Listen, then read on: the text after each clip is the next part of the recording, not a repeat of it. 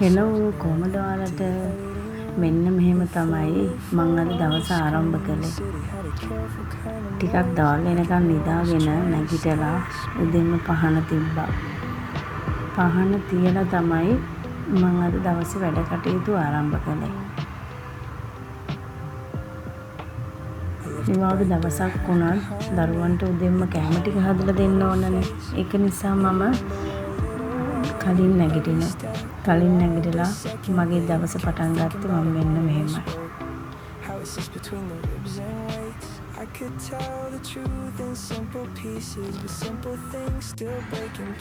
මෙහෙම දවස ආරම්භ කරාම හිතට හරි සැහැල්ලුයි.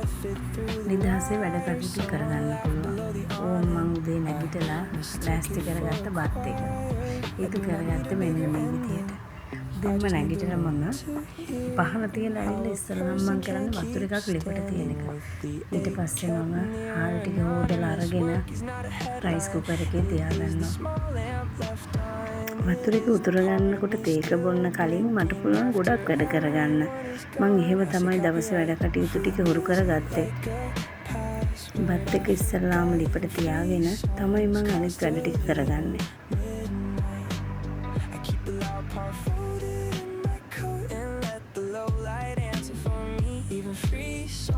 බතට ඇති වෙන්න වතුර තියාගෙන රයිස් කුකර් එක පිහදලා ඒකට මම ලුණු ටිකකුත් එකතු කරලා බත තියාගන්නවා.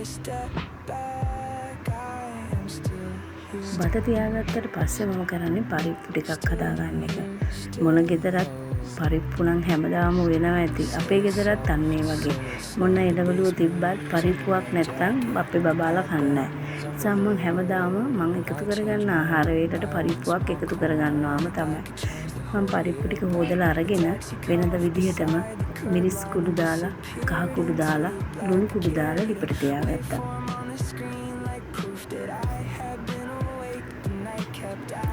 ඒක ලිපට තියාගත්තට පස්සේ මම ලෑස්ති අද මොනවද හදන්නේ.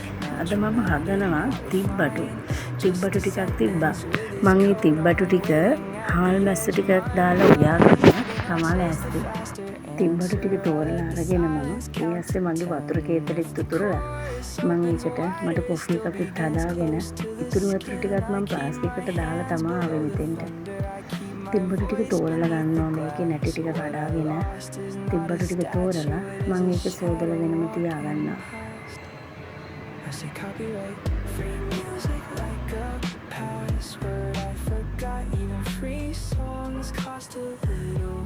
ඒකම තිබ්බටු වලට දාන්න හාල් මැස්ස ටිකක් සුද්ධ කරගන්නවා. හාල් මැස්ස ටික සුද්ධ කරගෙන වාජනයකට දාලා ඒකට මම උණු වතුර ටිකක් දාගන්නවා.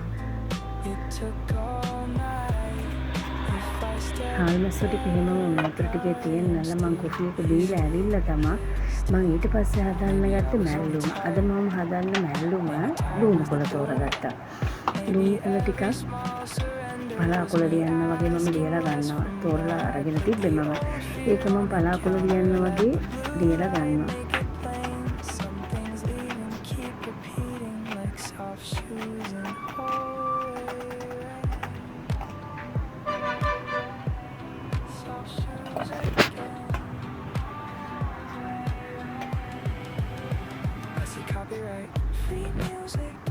ලුණු කොළ මැල්ලුමත් හරි රසයි. ඒක පොඩ්ඩක් මිරිස් ටිකක් දාලා තමයි මම ලුණු කොළ මැල්ලුම හදාගන්නේ. මම ඒකට දාගන්නවා පොල්.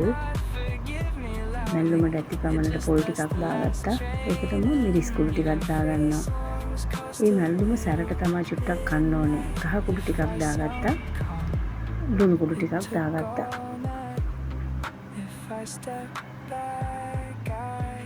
මම දැන් මැල්ලුම ලිපට තියාගන්න යන්නේ. මැල්ලුම ටෙම්පරේචර් කරගන්න කලින් මම මැටි වලට තමයි මැල්ලුම හැදුවේ. ඒකට මම තෙල් ටිකක් දාලා අබෑට ටිකක් දාගත්තා. අබෑට ටික පුපුරන්න ඕනේ තෙල් ටික රත් වෙලා. ඊට පස්සේ මම ඒකට සුදු ලුණු එකතු කරගෙන කරපිංච ටිකකුත් දාගෙන වේලිච්ච මිරිස් කරල් 3ක් විතර කඩලා දාගත්තා ඒකට. ඊට පස්සේ මම ඒකට කපාගත්ත ලුණු කොළ ටික එකතු කරගන්නවා. ඒක පොඩ්ඩක් කවලම් කරලා මම නම් මූඩියකින් වහන්න හැම එක. එහෙම මම තියලා තියෙනවා.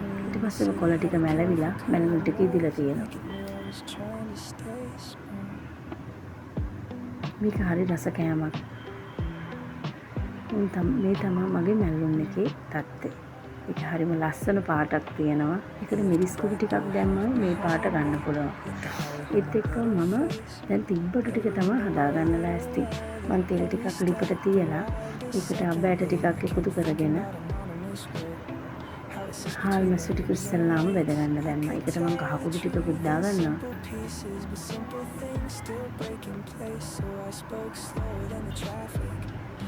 ඊට පස්සේ මම ඒකට තිබ්බටු ටික තෙලින් පොඩ්ඩක් තැම්බෙන්න දාගන්නවා. ඒකට මම එකතු කරගන්නවා මිරිස් කුඩු ටිකක්, තුන පහ කුඩු ටිකක්, කහ කුඩු ටිකක්, ලුණු කුඩු ටිකකුත් මම දාගන්නවා.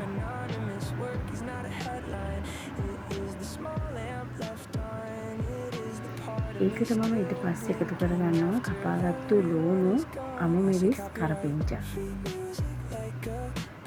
ඒකට මම තක්කාලි ගෙඩියකුත් දාගත්තා. දැන් චුට්ටක් මම මේක මෙහෙම වහලා තියෙනවා තෙලෙන් පොඩ්ඩක් තැම්බෙන්න. ඒක විනාඩි 5කට පස්සේ තමයි මම මේ මිටි කිරි ටික දැම්මේ. ඒ අතරේ මගේ පරිප්පු ඉදිලා තියෙනවා. මම ඒකට මිටි කිරි ටිකක් දාගත්තා. ඒක රත් වුණාට පස්සේ මිටි කිරි ටික රත් වුණාට පස්සේ මම ඒක තෙම්පරාදුක දාගන්නවා.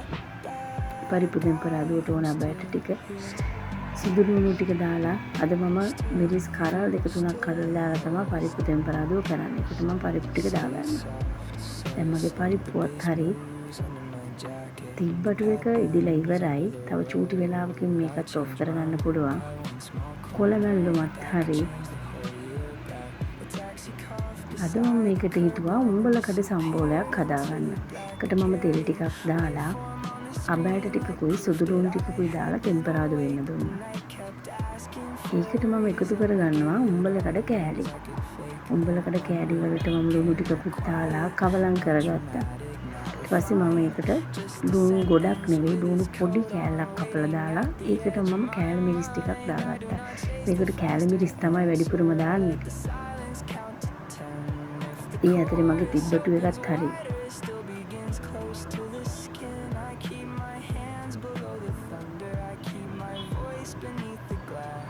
ඒ තියෙන මගේ තිබ්බටු එක. මෙන්න මේ විදිහට තමයි මගේ උදේ කෑම එක ලෑස්ති වුණේ. මගේ channel එකත් එක්ක එකතු වෙලා ඉන්න ඔයාලා හැමෝටම හරි ආදරෙයි මම වෙනුවෙන් කාලය මිඩංගු කරනවට ගොඩාක්ම ස්තුතියි. මගේ අඩුපාඩු පෙන්නලා දෙන්න වීඩියෝ එකට යටින් පහලින් කමෙන්ට් එකක් දාන්න, ලයික් කරන්න, ෂෙයා කරන්න. ඔයාලා හැමෝටම ස්තුතියි.